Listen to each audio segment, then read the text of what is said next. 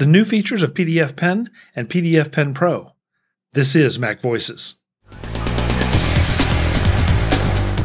This edition of MacVoices is supported by the MacVoices Dispatch, our weekly newsletter to keep you up on all the latest from MacVoices. Watch or listen to MacVoices straight from your email client. Sign up at macvoices.com/newsletter and stay up to date.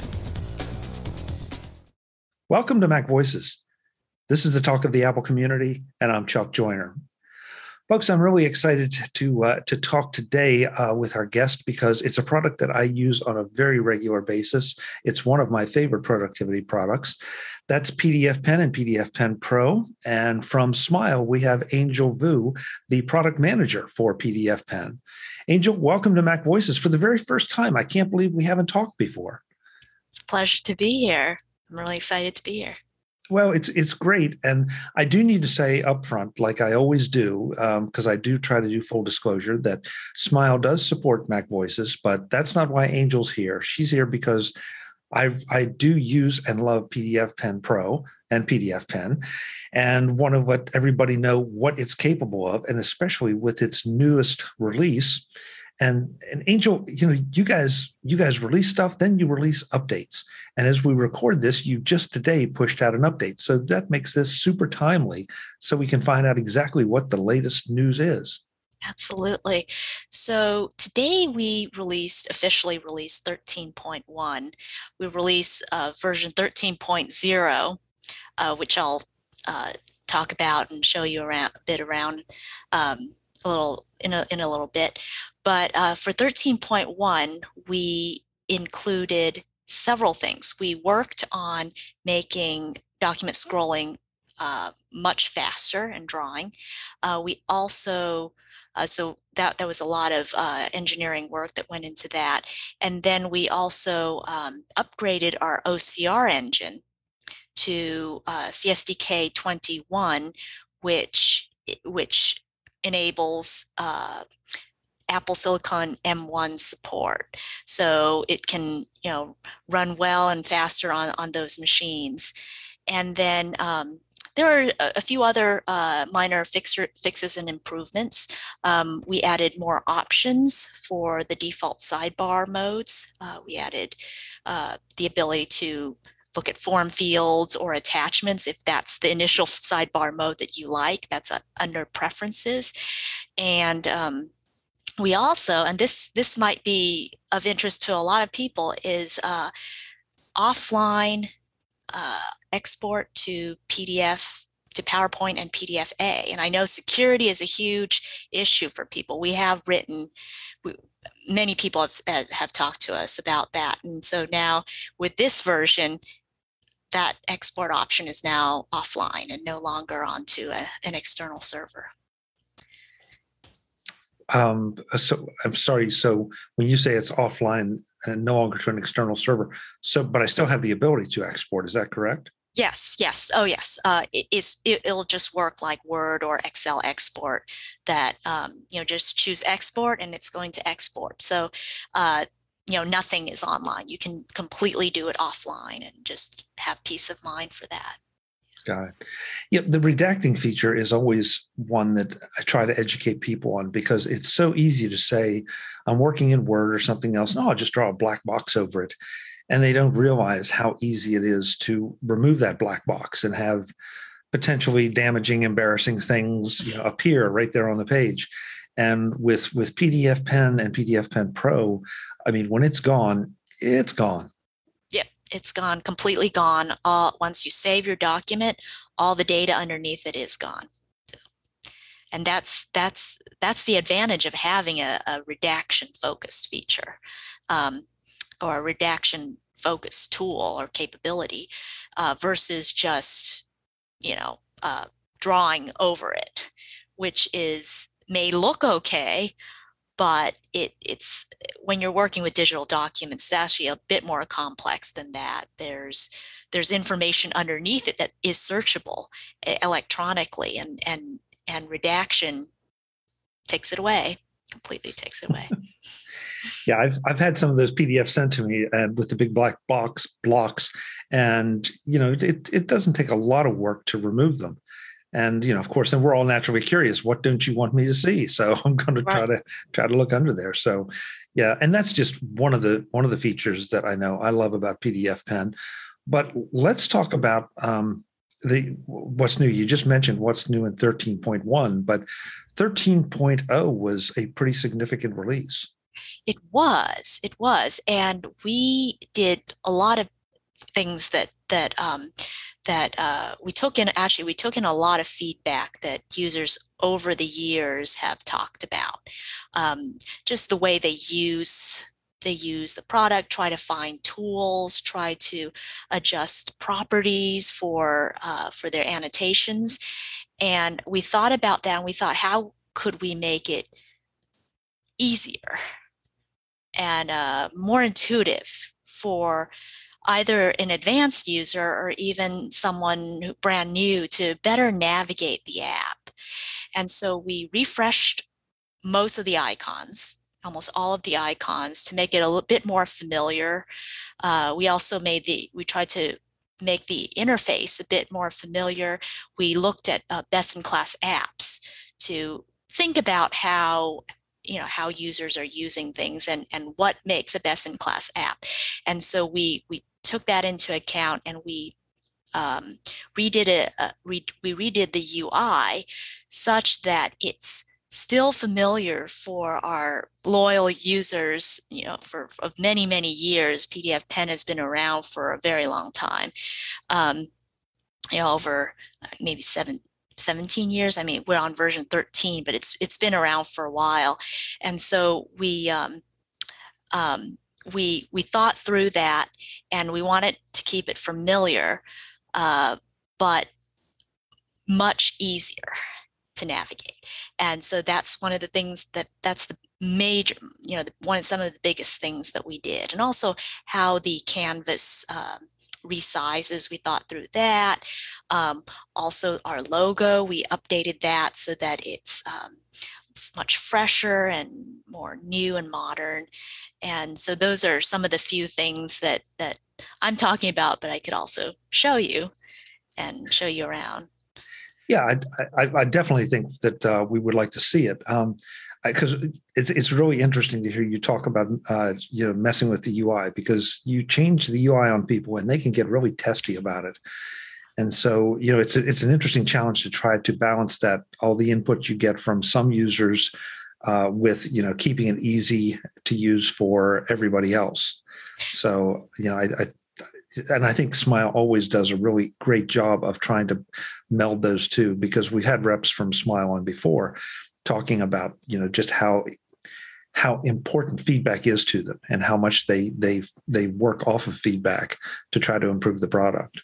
Yeah, we've always been customer first. I mean, these are our users. I mean, these are people who use the product day to day to get things done. And so, yeah, we've always been listening and looking at that and thinking, all right, how can we improve this? And I think, especially for people who've been using PDFpen for so long, we don't want such a shock when they first launched PDFpen 13, but just to show that this is an evolution. This is an evolution, and hopefully in a positive way. At least that's what we hope, and we want people to feel at home when they're using the app versus feeling uncomfortable or having problems finding something and finding a critical tool that they need. So we love our customers, and that's whatever you want, and we'll think it through, and we'll try to figure out how to make it happen. And we really are sensitive to what users are saying about what we produce, because we care. We really do care. So let's take a look at the new version of PDFpen. Sure. Let me go ahead and share my screen. Give me a second. Okay, so this is PDFpen launched in 13.0. I am running it on Catalina. Sorry, excuse me. I am running it on Big Sur. However, if you're running it on Catalina, then it might look slightly different, but pretty much the same. The layout should be the same. So some of the things that we did was we moved a lot of the heavily used tools up to the top toolbar and use them as drop downs. And so if you click on the down arrow button next to the group of tools, annotations, for example, includes text, note, comment, cloud, link, forms. If you're using PDFpen Pro, Pen doesn't have this set of tools, but has all your form tools, and Draw has all the scribble tools. So we refreshed we refreshed most of the icons in the app. And then usually the text tool is most heavily used. So for example, if you were to, the text tool is the tool that you use most, all you need to do is just to click and begin drawing with it. Same with the scribble tool. And you can see that as I click on each of the tools, I'll draw your attention to the editing bar.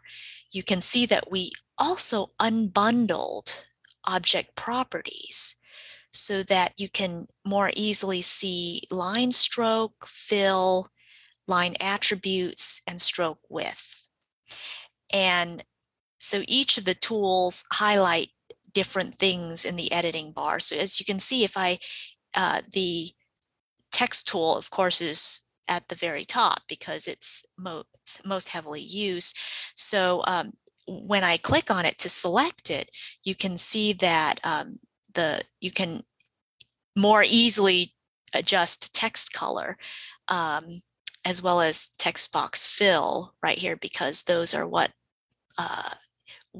is typically ascribed to this particular annotation. So we moved the most used tools to the top, sets of tools to the top.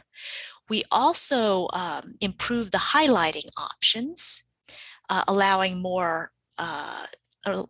you to see more colors in one line, but also to adjust custom colors directly from here versus having to go into your preferences and then adjust it from there. So it's much more convenient.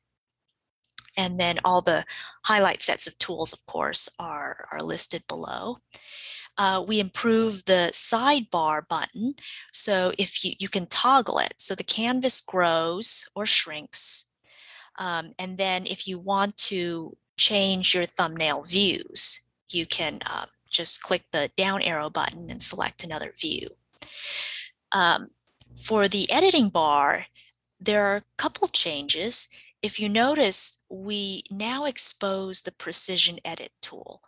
The Precision Edit tool is usually used for difficult to select items. For example, items that you can't really select with your arrow tool, for example. So let's just say there's a line or something like that you can't select, and you want to try to see if you can select it using the precision tool, and it will allow you to select that item.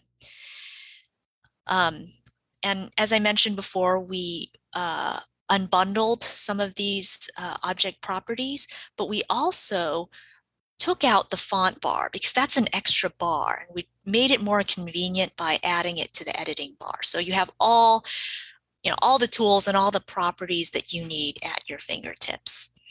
And those are some of the highlights that we had for some of the UI changes. Okay. So another thing that you can find in PDFpen 13.0 is the option to customize your MRC compression level. So if you open that, open to the OCR tab in Preferences, you can see that you can either choose between best compression or best quality. Now, we did introduce MRC compression in a previous version, version 12, but that was automatic. But now you can actually have more customization options in there to compress documents the way you like. Sometimes people want more compression. Sometimes people want less compression. Sometimes people want more quality versus compression.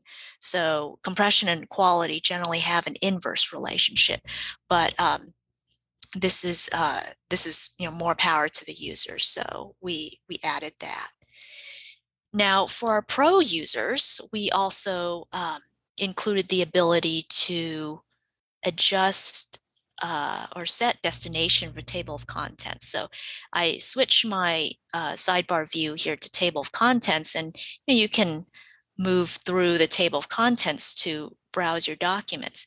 But the additional thing is that, for example, I want to change the destination of this particular table of contents entry. All I would do is click on the table of contents entry, select the text, but this particular text is linked, the entry is linked to this particular text. So let's select another text and then set destination. And then so if I'm scrolling through the document, I can see that now this entry is linked to a different text. And of course, you can change the entry name if you want, or you can just change it right back. So select again, and then select over selected text here. So that's how you know it's a live demo, and select destination. So if you scroll through the entries, then you can find the entry that you need. But that offers much more convenience, of course, for users who have to create a lengthy table of contents and they just want to change change the page or change the page that the entry links to much more easily. In addition to other minor improvements, one of the things that we haven't really talked about, but you might notice is create link from selection now. That's now available as a menu item, and you can also use it as a shortcut. So this helps people create links much quicker. Another thing that you can do is I know that we've had feedback regarding selecting a page style from stationery. So for example, if I want to select this and then I want to insert a blank page, it's like blank page, and maybe I want a pink stationery.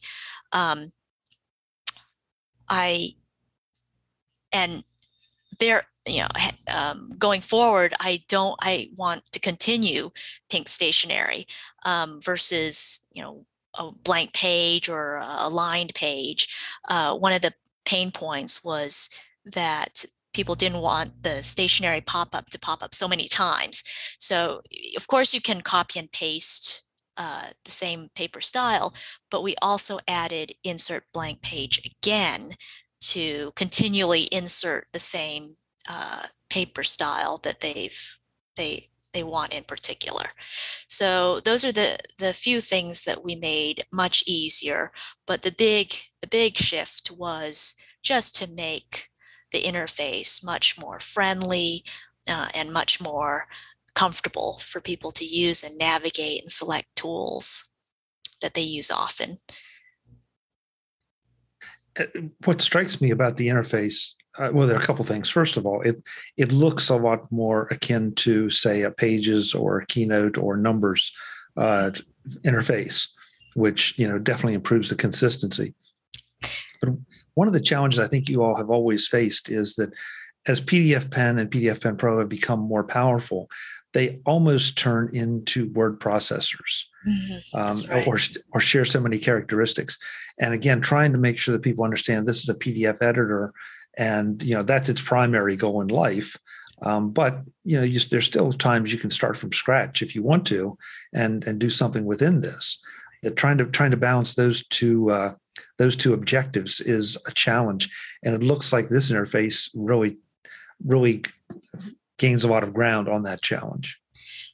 That's the goal. You pretty much, I think, articulated what our aims and what we were trying to get at. PDF editing is challenging. It is not. It is a specific format. It is not text editing. It is not photo editing, and so we wanted to keep the Apple interface and keep it familiar with Apple human user interface guidelines, and we looked at keynotes and pages, and we also looked at much more powerful apps such as Illustrator, Microsoft Word, and we thought, like, what is the best balance with all that? Plus, making sure that our longtime users see this interface, and it's an evolution. It's new and improved.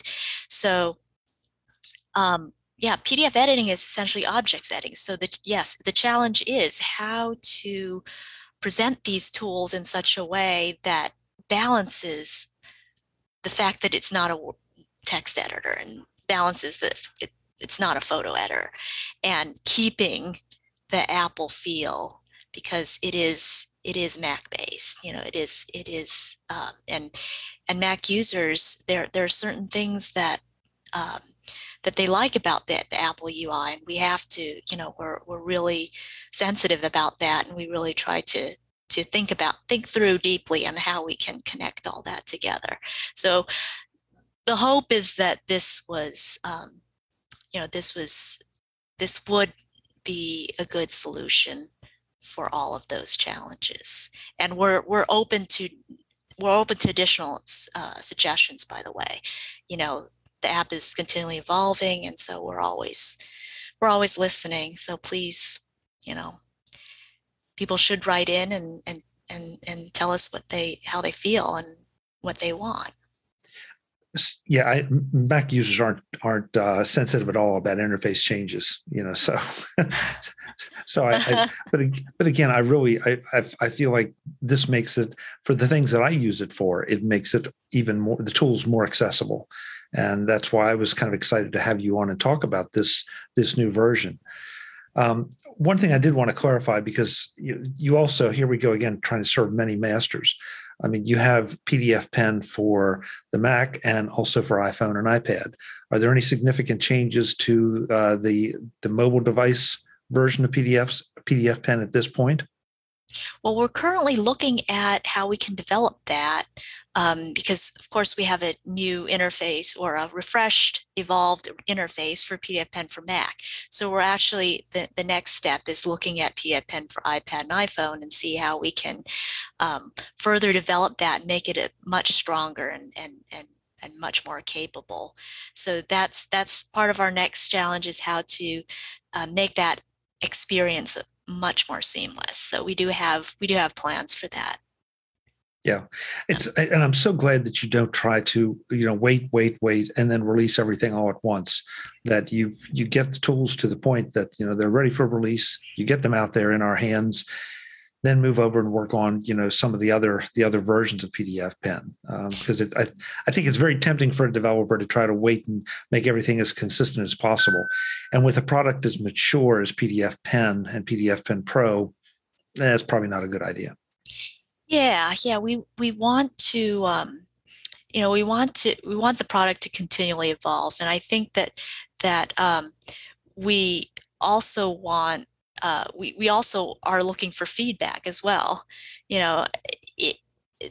continually as we release each version, to see, are we moving in the right direction?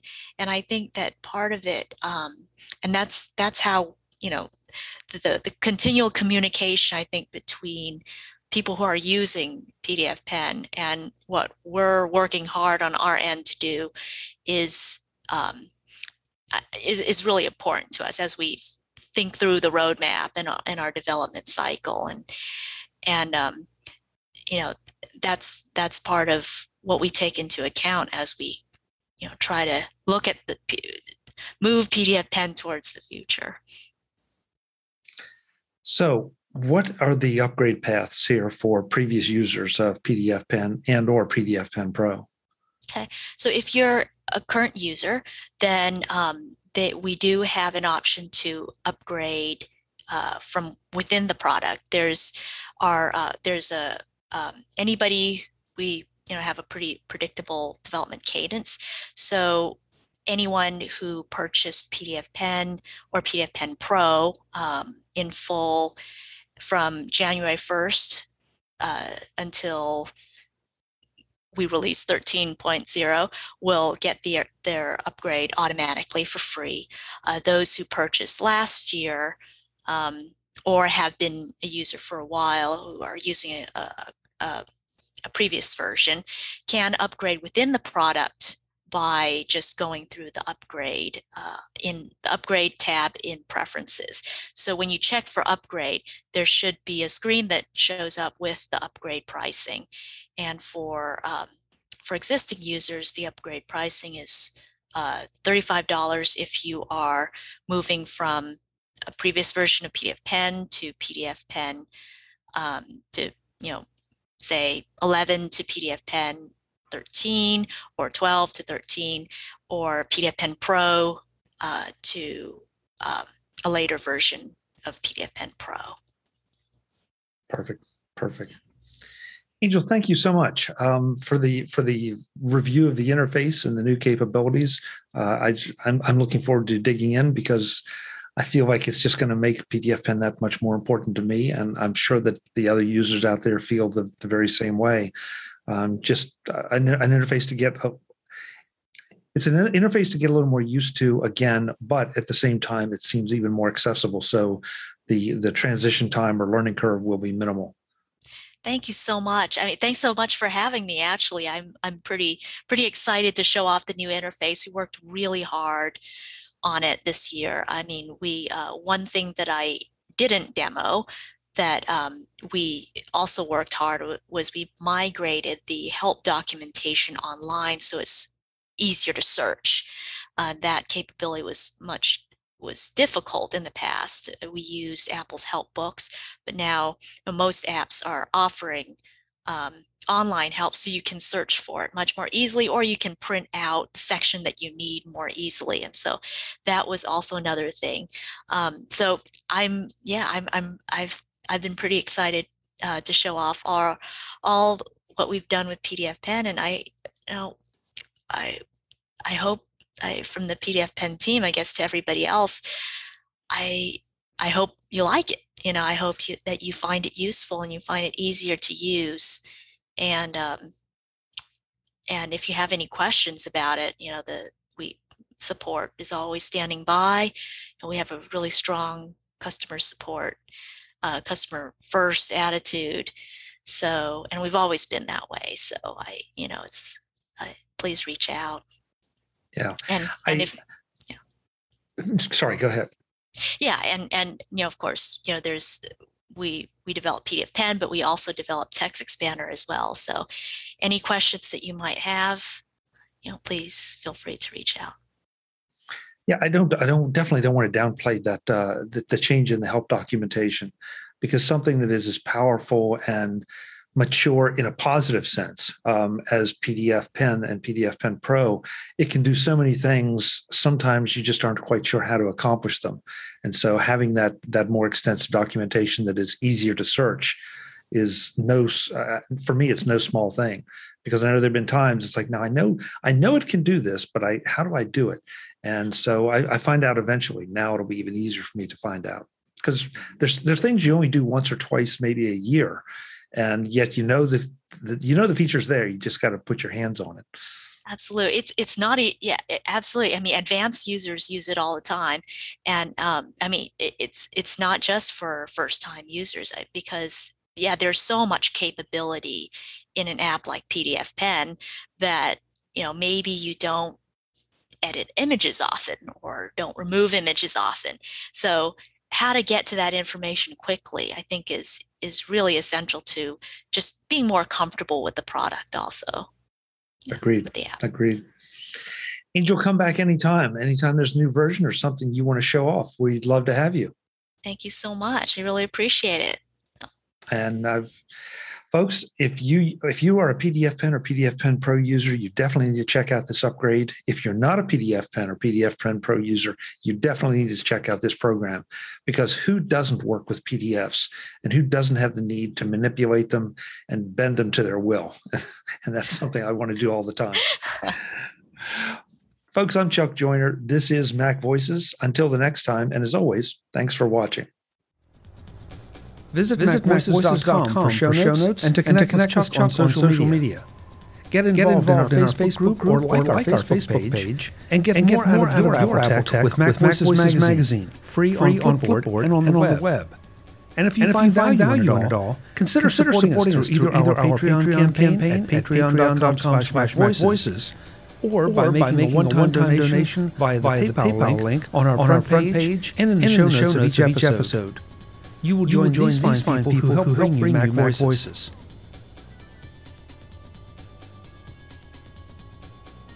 Advertising handled by Big Media at BigMedia.com. Bandwidth provided by CashFly at CashFly.com.